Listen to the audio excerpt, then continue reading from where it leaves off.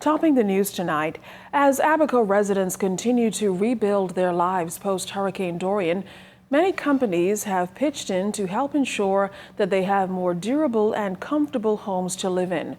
One of those companies is the Beck Foundation, based in Texas. Today, a key handing over ceremony took place in the settlement of Blackwood in North Abaco. Megan Shepard of our Northern Service reports from Abaco that the Prime Minister was also on hand to witness this historic moment. Among showers of blessings, a resident of Blackwood, Abaco, was blessed thanks to the Beck Foundation and the government of the Bahamas. Esther Cornish-Lang says she and her 4 sons were in a home that was destroyed by Hurricane Dorian. But as of today, she is the owner of a brand new home. The home is approximately 1,400 square feet with 3 bedrooms and 1.5 bathrooms. Prime Minister, the Most Honorable Dr. Hubert Minnis, recalling the moment he met the recipient, Esther Ann Cornish-Lang, and the resilience she showed in the wake of Hurricane Dorian. He notes that the new home is of top quality. It is a custom design specifically for the Bahamas and our frequent hurricanes. It is also designed, that is, this home, it's also designed to reflect the best elements of Bahamian architect. This home was built of resilience as we continue to rebuild Abaco and parts of Grand Bahama in the midst of the great challenge of climate change. The home has been wind tested to withstand a Category 5 hurricane. And Bahamas House is a 1,250 square foot structure. It was built by the Beck Group in Dallas, Texas at Factory Blue. The total value of the house, including furnishing, fixtures, and equipment, is approximately $180,000. And Minister Darren Henfield has facilitated the furnitures. Member of Parliament for North Abaco, the Honourable Darren Henfield, says that this is all thanks to the generosity of Bahamians that all did their part to make this a reality. Everybody deserves to have a wonderful home.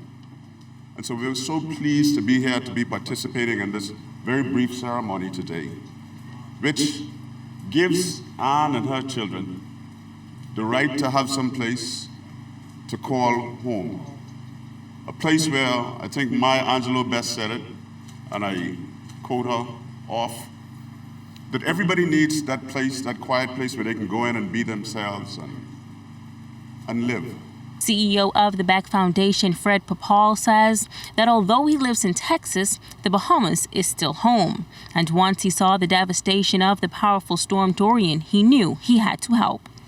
But at the very beginning of the disaster here, we wanted to help. And we knew that help would be needed most long after the storm would pass. We know that people would rush in immediately after the emergency with supplies and water and so on and so forth. But to truly restore a community takes a lot of effort long after the storm has passed. And you have our commitment that we will not forget, and we will continue with that effort to follow through. Esther Lang, overwhelmed with joy, says that she is grateful to God and to all that played a role in helping her to once again become a homeowner.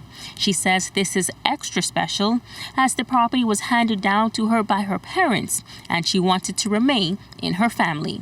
It is 4 of us. I have a handicapped son and he lives in Mashaba with me in the trailer, and sometimes he want to come down, he have to hike, and I'm afraid of that. So now when the house came, he was the first one to come in the house because it's kind of difficult for him. But now, thank God, we got all the family back together because everybody was in different settlement, like different houses, like they were with different family. So now we are back together, and that's one thing my father and mother wants, to see us together. And this home is for my mother and father, the late Benjamin and Ethelyn Cornish. They are now deceased.